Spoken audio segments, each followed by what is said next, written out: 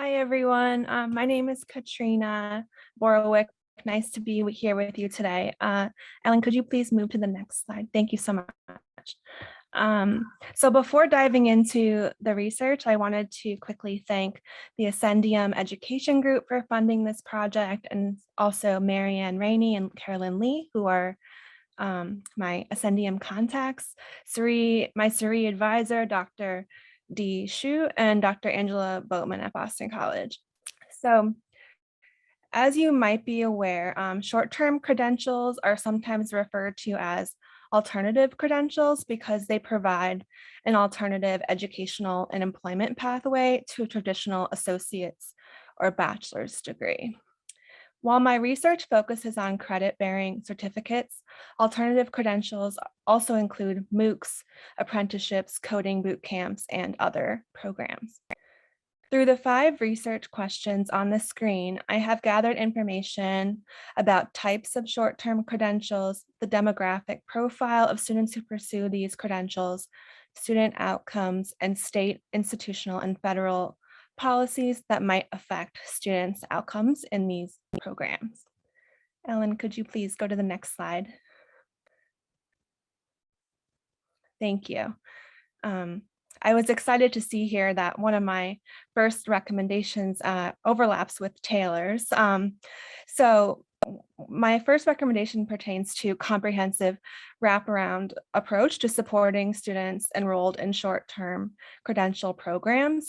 This type of approach is helpful in ensuring that students have access to all types of advising and supports that they might need, including academic and career advising, financial aid, tutoring, and other services. And in close relation is community colleges can also partner with community-based organizations and public agencies to ensure that students have access to class through transportation services, childcare, and other essential services that might prevent adult learners from going to class and successfully completing their program.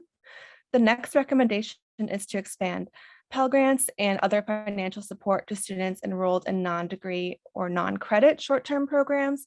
There is recent experimental evidence that offering Pell Grants to low-income students who are otherwise ineligible due to their particular program of study is associated with increased enrollment in short-term programs.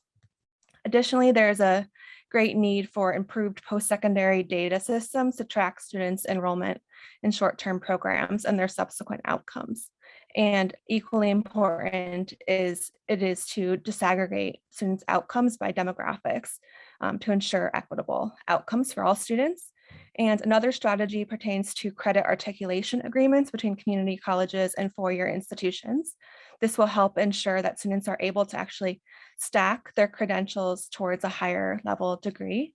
And colleges might also consider automatically awarding students a micro credential or short-term credential on their path towards a higher level degree in order to motivate them to continue. Could you please go to the next slide? Okay, so my study had a lot of findings, I just wanted to highlight some big picture themes that sort of emerged. So first, the short-term credential landscape is vast and complex in terms of the types of programs and educational providers. Many of them are for-profit providers who might be considered alternative providers, basically in schools that operate outside federal oversight because they're not receiving federal financial aid. And many of them are not accredited.